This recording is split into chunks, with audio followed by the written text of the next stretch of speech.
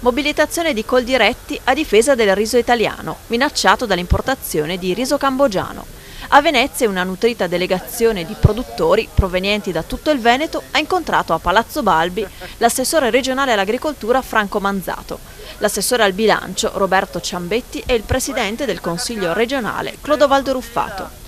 I risicoltori del nord-est sono in grande difficoltà perché il loro prodotto subisce la concorrenza di quello proveniente dai paesi asiatici. No, non basta perché in Europa si fanno degli accordi che hanno il buon conto di dare una mano ai paesi poco sviluppati e quindi dare delle opportunità e quindi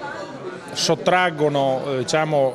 alcune norme alla regolazione del mercato, quindi con la mancanza di dazi, con la mancanza del contingentamento delle importazioni, si creano poi quegli squilibri che mettono in difficoltà anche produzioni di assoluta eccellenza come quelle nostre,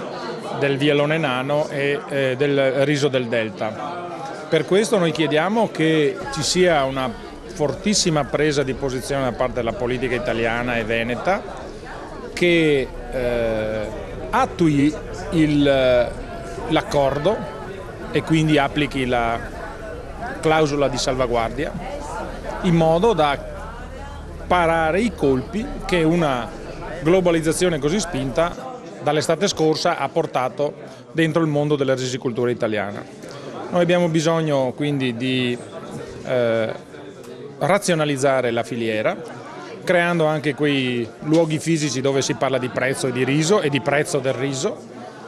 e dove, come l'ente nazionale Risi, che è un ente voluto e mantenuto dai risicoltori, si faccia e si dia una mano a questo ente a fare controlli, prima di tutto, e promozione. Perché dico controlli? Perché questi risi, che peraltro ben poco hanno a che fare con la varietà japonica, che è il nostro riso che si coltiva nelle zone temperate, ma è la varietà indica che deriva appunto da una varietà di riso che si coltiva nelle zone tropicali, hanno soprattutto dal punto di vista dell'utilizzo dei presidi sanitari, fitofarmaci in primis, delle connotazioni e delle presenze dentro il seme che non sono certo quelle qualitative del nostro riso. Quindi bisogna fare molta attenzione perché va bene importare, ma va bene anche tutelare soprattutto per prima cosa la salute dei cittadini. Su questo noi con la nostra risicoltura siamo capaci invece di dare amplissime garanzie di qualità e di salubrità, oltre che di mantenimento di una tradizione, perché permettetemi la battuta, fare un risi e bisi col vialone nano è la sua morte, farlo col basmati ne esce una qualcosa di indefinibile. A rischio non c'è solamente l'economia di un territorio, ma anche la perdita di un patrimonio agroalimentare della tradizione gastronomica. Sì, è un elemento che deve essere tenuto presente a livello comunitario, soprattutto in questo semestre, perché il problema della sostituzione della produzione nel momento in cui questa produzione non ha più reddito o comunque ha un prezzo troppo basso per la produzione, pone gli imprenditori a cambiare tipo di coltivazione, e questo non è un problema solamente veneto o italiano, ma deve diventare un problema europeo che deve essere affiancato a una politica di tutela delle produzioni europee, proprio perché ci sia anche un'autonomia in termini alimentari. E credo tra l'altro che quindi in questo caso la clausola di salvaguardia possa essere un elemento importante. Le tre tipologie di riso coltivato in Veneto, vialone nano, baldo e carnaroli, occupano oltre 3.000 ettari gestiti da 120 aziende. Molte di queste sono concentrate in provincia di Rovigo. Sicuramente è una cultura tradizionale del nostro Polesine e di questo ne dobbiamo essere certi perché viene ancora coltivata, in special modo viene anche coltivata dalle nuove generazioni. Noi abbiamo visto qui nella Regione Veneto, in questo tavolo istituzionale, molti giovani che ovviamente hanno preso l'azienda del padre e continuano la cultura del riso. All'incontro era presente anche Graziano Azzalin, polesano, vicepresidente della 4ª Commissione Agricoltura del Consiglio regionale.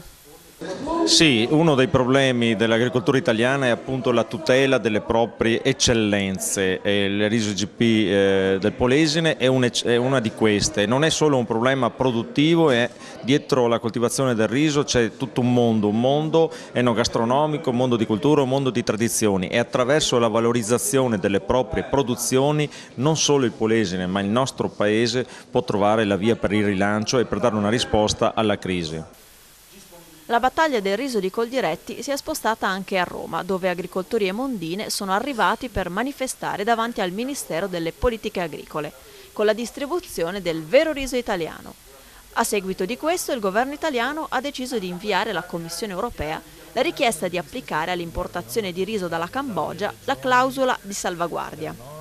Con questa iniziativa l'Italia punta ad ottenere il ripristino del dazio di 175 euro su ogni tonnellata di riso importato dalla Cambogia, per un periodo di almeno 12 mesi, in attesa che la Commissione europea si pronunci definitivamente sulla richiesta italiana.